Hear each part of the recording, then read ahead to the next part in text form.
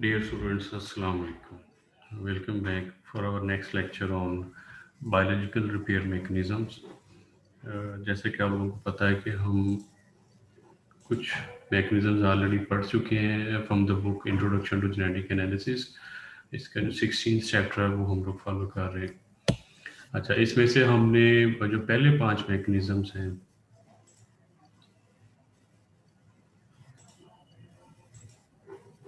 वो हमने पढ़ लिए, जिसमें direct reversal of damage DNA से लेके एरर प्रोन रिपेयर मैकेनिज्म्स तक। लास्ट वन है repair of double strand breaks. तो अब हम नेक्स्ट लेक्चर्स में कोशिश कर इस लेक्चर में ही नेक्स्ट वाला पढ़ेंगे कि ये क्या है repair of double strand breaks. अच्छा, एक्चुअली होता क्या है कि जो नॉर्मली जो रिपेयर मैकेनिज्म्स हैं जो हमने अभी पढ़े हैं वो दो स्ट्रेटजीज एक्सप्लॉइट करते हैं। एक तो ये कि वो सबसे पहले जो डैमेज्ड डीएनए होता है, ठीक है, या डैमेज्ड बेसिस होती हैं उसको रिमूव करती हैं। मतलब एक जनरल मैकेनिज्म है उनका, उनको रिमूव करने का।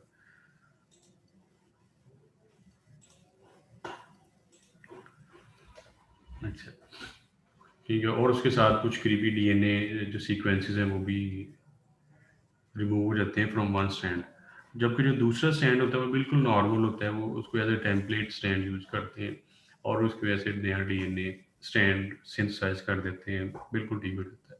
लेकिन क्वेश्चन ये है कि अगर दोनों स्ट्रैंड्स ब्रेक हो जाए, मतलब दोनों में से कोई एक भी स्ट्रैंड फंक्शनल ना हो, देन क्या होगा, फिर क्या होगा? तो ऐसा जो होगा इसको इनको डबल स्टैंड ब्रेक्स कहते हैं। एक्चुअली जो डबल स्टैंड ब्रेक्स हैं ये बहुत सारे सेल्स में नॉर्मल प्रोसेस के तौर पे भी यूज होता है। फॉर एग्जांपल जब मियोसिस होती है तो मियोसिस में जब रिकम्बिनेशन होती है, आप लोगों ने पढ़ा होगा, तो रिकम्बिनेशन में क्रॉसिंग ओवर बनता है और वो दोनों स्ट्रैंड्स ब्रेक होते हैं, एक डबल स्टैंड दूसरे डबल स्टैंड के साथ अटैच हो जाता है। तो उसको भी वो डबल स्टैंड ही है, तो उसमें कुछ मशीनरी यूज होती है, कुछ प्रोटीन्स यूज होती है। वही प्रोटीन्स बाद में इस रिपेयर मैकेनिज्म में भी यूज होंगे। अच्छा, एक तो मैंने कहा कि नॉर्मल सेलुलर प्रोसेसेस हैं जिनमें डबल स्टैंड ब्रेक होती है, जिनमें एक मियोसिस भी है।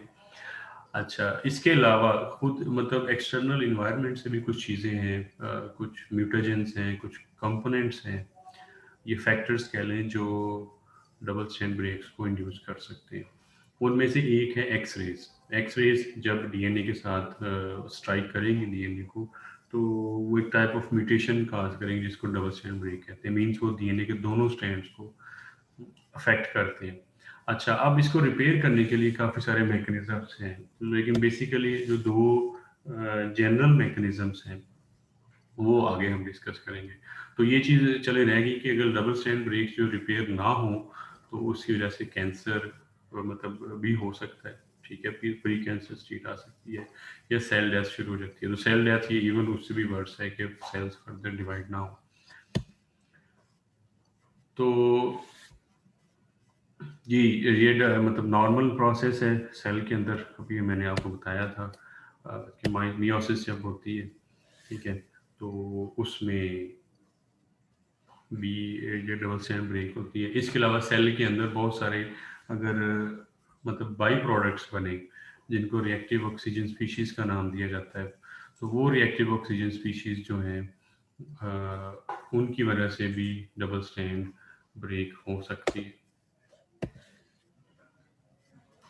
ठीक है, वो तो रिएक्टिव ऑक्सीजन स्पीशीज में शायद आपको याद हो कि सुपर ऑक्साइड रेडिकल्स थे O2 के ऑक्सीजन के, हाइड्रोजन परऑक्साइड H2O2 के रेडिकल्स थे, इस तरह हाइड्रोक्सल रेडिकल्स OH रेडिकल्स थे।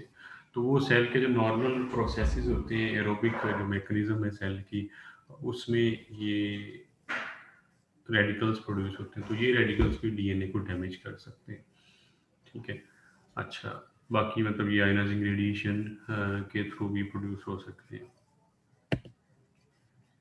तो बेसिकली दो मैकेनिज्म है जो इनको रिपेयर करते हैं, एक उनमें से नॉन होमोलोगस एंड जॉइनिंग है और दूसरा होमोलोगस रिकॉम्बिनेशन है। तो इन दोनों को हम लोग अब एक एक करके डिस्कस कर लेते हैं।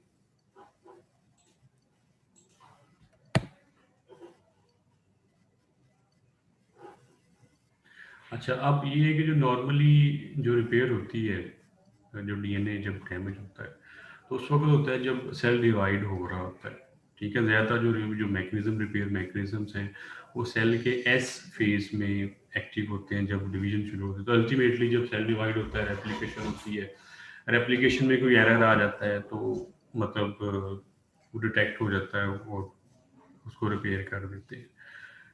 लोअर जो प्रोकैरियोट्स हैं या लोअर यूकेरियोट्स हैं, उनमें सेल्स क्योंकि रैपिडली डिवाइड होते रहते हैं, तो मतलब डिवाइड भी होते हैं तो रिपेयर भी होते रहते हैं।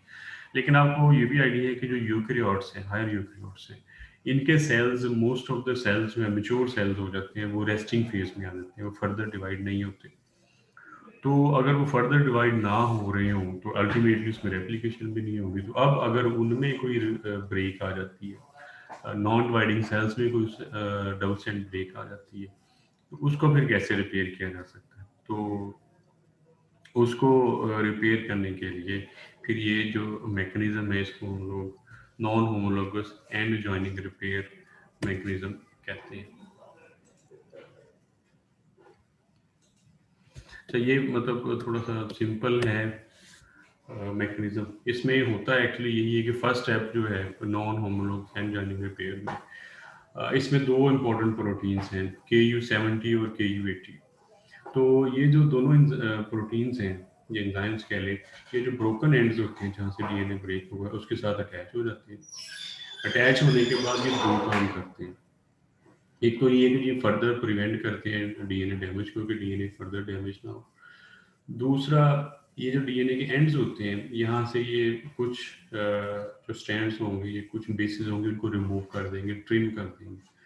ट्रिम करने के बाद उसमें एक तो मतलब 5 प्राइम एंड जो होगा वहाँ पे जो फास्फेट है, वो फ्री हो जाएगा, और जो दूसरा जो एंड है उनके 3 प्राइम एंड जहाँ पे हाइड्रोक्सिल एंड है वो फ्री हो जाएगा। तो सिंपली ये जो एक साइड पे 5 फास्फेट ग्रुप फ्री है, हाइड्रोक्सिल ग्रुप फ्री है, तो लाइगेशन एंजाइम सिंपली उन दोनों को आपस में जोड़ देगा और ये लाइगेशन हो जाएगी इसकी वजह से। अच्छा, लेकिन जो दूसरा मैकेनिज्म है होमोलोगस रिकॉम्बिनेशन, वो फिर बाद में होता है कि जब रेप्लिकेशन हो रही होती है। तो ड्यूरिंग रेप्लिकेशन जब जो एरर्स कोई आते हैं तो ये फिर उसको रिपेयर करते हैं, ठीक है? तो जो पहले वाला था नॉन होमोलोगस, वो जब सेल्स रेस्टिंग फेज में होंगे वो उसको उस वक्त डीएनए को रिपेयर करेगा, और जो होमोलोगस रिकॉम्बिनेशन है, ये ड्यूरिंग रेप्लिकेशन अगर कोई एरर्स आ रहे हैं, सेल्स जब डिवाइड हो रहे हैं, तो ये उस वक्त उसको डिवाइड करेगा। अब इसके भी 5-6 स्टेप्स हैं जो कि इम्पोर्टेंट है। उसमें ट्रिमिंग है, स्ट्रैंड इन्वेजन, ये क्या है, ये अब हम आगे चल के डिस्कस करते हैं। तो इसमें भी ऑब्वियसली सबसे पहले एंजाइम्स हैं, ये प्रोटीन्स हैं जो अटैच होती हैं, ठीक है? जो ब्रोकन एंड्स होंगे उनके साथ, एक तो ये है। दूसरा, इसमें ये सिस्टर क्रोमेटिड्स को यूज़ करते हैं।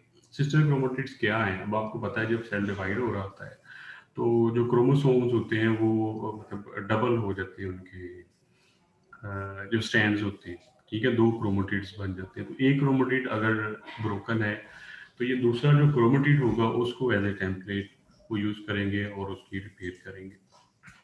अच्छा, अब इसमें होगा सबसे पहले तो जो ब्रोकन एंड्स हैं उनके साथ प्रोटीन्स बाइंड होंगी, एंजाइम्स बाइंड होंगी, तो ऑब्वियसली वो प्रोटीन्स जो बाइंड होंगी वो उसको फर्दर जो ब्रेकेज है, फर्दर डैमेज है, उससे वो उसको प्रिवेंट करेंगे।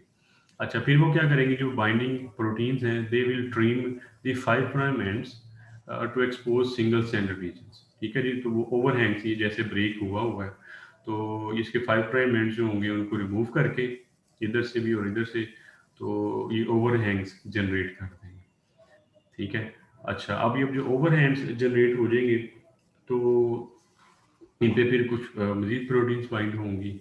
उनमें से एक प्रोटीन हमने शायद पहले पढ़ी है, रैक ये प्रोटीन, तो उसका एक होमोलोग है, मतलब उसकी ही फैमिली की एक प्रोटीन है, RAD51, RAD51, वो यहाँ पे अटैच हो जाएगी। जब RAD51 फिर क्या करेगी, ये RAD51 फिर एक फिलामेंट्स सा क्रिएट करेगी, मतलब उसके साथ अटैच होगी और उससे मतलब कुछ डीएनए जो स्टैंड है वो सिंथेसाइज हो जाएगा, जैसा कि हमने पहले पढ़ा था।